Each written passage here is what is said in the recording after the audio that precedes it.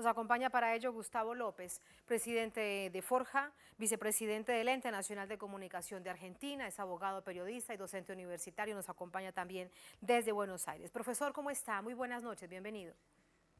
¿Qué tal? Buenas noches, Tatiana. Muchas gracias y gracias por la posibilidad de explicar la persecución político-judicial empresarial de la que es víctima Cristina Fernández de Kirchner y que hoy se tuvo que sentar a dar su alegato. Ni siquiera pidió su sobreseimiento, pidió que se aplique la ley. Yo quiero explicar, digo, en dos planos, el plano del caso concreto y el plano político. El caso concreto se trata de una operatoria legal, no solo en la Argentina, sino en la mayor parte de los países del mundo. Es una herramienta de política económica que para estabilizar el precio del dólar, los gobiernos a través del Banco Central, en realidad el Banco Central vende dólar a futuro. Esta operación es absolutamente legal y cuando se acusó a Cristina Fernández de Kirchner de perjudicar al Banco Central, vuelvo a repetir, ella no lo decide el Banco Central. Cuando se le acusó a ella, al presidente del Banco Central, al ministro de Economía, de haber perjudicado las finanzas, solo hay delito si los que compraron dólar a futuro y se beneficiaron fueron amigos del presidente. Lo que pasó en realidad es que cambió el gobierno y los que habían comprado dólar futuro eran los funcionarios del siguiente gobierno, es decir, todos los funcionarios o muchos de los funcionarios del gobierno de Macri e incluso el propio Mauricio Macri a través de sus empresas se benefició económicamente con dólar futuro. Es decir, no hay delito y ¿Y los amigos esta también del causa, presidente Macri, profesor? ¿También sí, se sí, beneficiaron sí, los amigos del presidente Macri de dólar futuro? exacto. Mire, por eso le digo, no solo no hay delito, sino que se debería investigar la conducta del gobierno siguiente. El presidente Macri, a través de su empresa SOCMA, se benefició con 8 millones de dólares. El grupo económico empresarial mediático Clarín, que fue el principal sostén político mediático de Macri y es uno de los aliados judiciales del lawfare, con 11 millones de dólares. El vicejefe de gabinete, Mario Quintana, con más de 1,5 millones de dólares.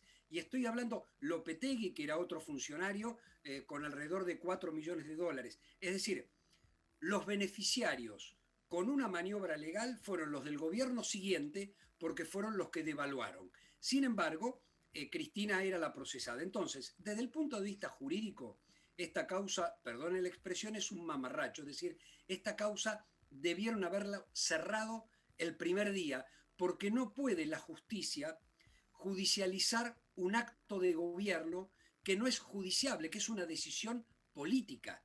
Digo, si no hay beneficio para ningún miembro del gobierno, como no lo hubo, es una decisión política no judiciable. Sin embargo, Cristina Fernández de Kirchner está procesada por dos decisiones políticas no judiciables, una fue esa y el otra fue un tratado firmado por ella y por el Congreso de la Nación, que es con la República de Irán para juzgar la posible comisión del delito del atentado contra la AMIA. Ahora, la política, me parece que Cristina Fernández de Kirchner asemejó mucho su discurso al que fue el discurso de Fidel Castro cuando fue juzgado en la Cuba de Batista, cuando dijo la historia me absolverá.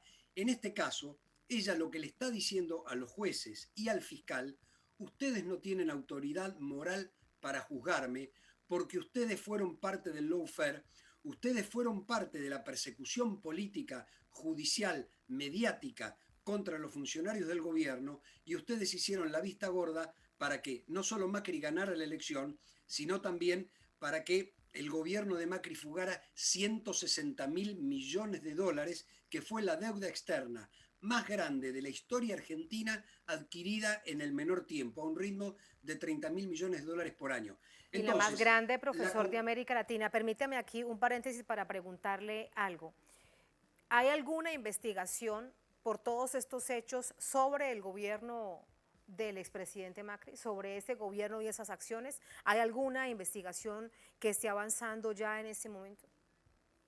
no, sobre dólar el futuro, la justicia en el gobierno de Macri sobreselló a todos los funcionarios de Macri. Y sí, el presidente de la Nación, el día lunes, cuando inauguró el periodo de sesiones ordinarias del Congreso, instruyó a los abogados del Estado para que inicien querella criminal contra Macri y los funcionarios que fugaron, que primero tomaron 160.000 millones de dólares de deuda y luego fugaron esa cantidad de deuda externa, sobre todo la que tiene que ver con el Fondo Monetario Internacional. Entonces estamos frente a una causa judicial sin fundamento, que es una persecución política, y a una expresidenta y actual vicepresidenta de la Nación acusando a los que la quieren juzgar de no tener autoridad moral para juzgarla.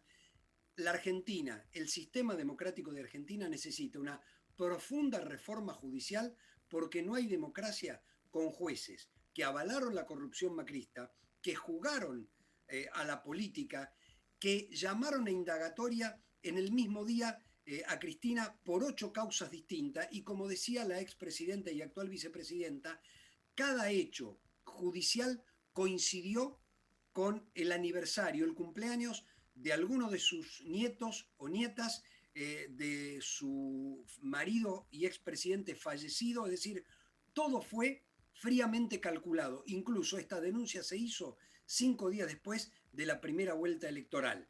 Y uno de los jueces más importantes, que es el presidente de la Cámara de Casación Penal, la más importante de la Argentina, reconoció que se reunió 6 veces con el expresidente de la Nación cuando Macri era presidente.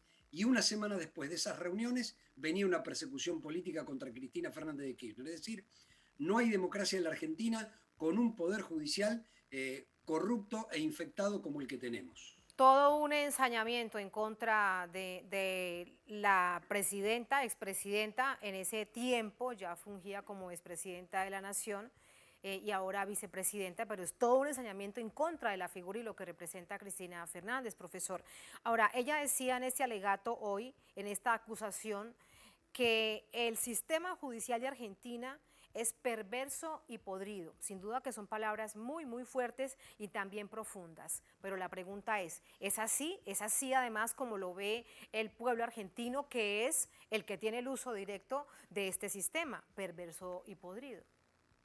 Sí, es absolutamente corporativo. Por ejemplo, los únicos que no pagan impuestos a las ganancias en la Argentina son los jueces.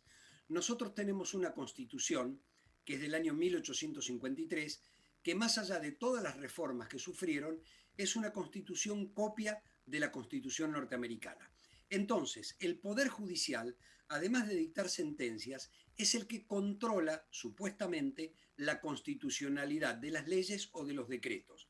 A diferencia de otros países que tienen un tribunal constitucional que es aparte del Poder Judicial, esto lo hace el Poder Judicial. Entonces, el Poder Judicial interfiere en las decisiones del Poder Ejecutivo y del Poder Legislativo, porque en definitiva es no el que controla la legalidad, sino el que impone su criterio acerca de la legalidad, y a veces lo hace opinando en decisiones políticas. Entonces termina persiguiendo o obstruyendo las decisiones del gobierno. Y como se autorregulan, son los únicos que no pagan impuestos a las ganancias. Cuando el gobierno sacó una ley a través del Congreso para que paguen impuestos a las ganancias, ¿qué hicieron en el Poder Judicial? Ellos mismos decidieron que esa ley era inconstitucional porque modificaba el salario de los jueces. Es decir, ellos regulan sus propios intereses.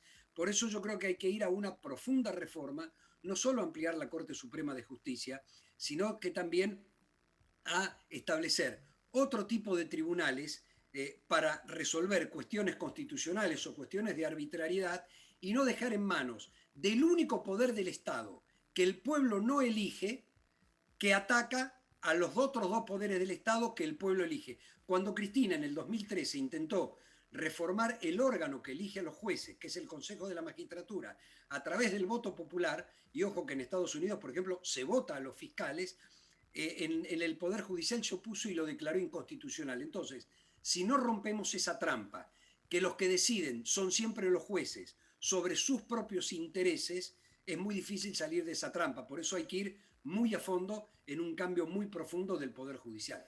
Brevemente, profesor, probablemente usted nos dirá que es, también un asunto profundo, valga la redundancia, y de largo aliento, pero ¿Para cuándo esta reforma estructural al sistema judicial? Recuerdo en campaña al presidente Alberto Fernández, en ese entonces era candidato, él es abogado, muy conocedor de todas estas dificultades del sistema judicial del país y lo planteaba. Ahora es el jefe de gobierno, pero ¿qué hace falta entonces para que comience realmente a andar una reforma estructural a la justicia argentina? Yo creo que esto se soluciona desde la política y hay que sacar la política a la calle. El presidente de la Nación, el día que asumió, el 10 de diciembre del 2019, lo planteó. Luego la planteó en la apertura de sesiones del 1 de marzo del 2020. El Senado dio media sanción, pero todavía la Cámara de Diputados no atendió el tema.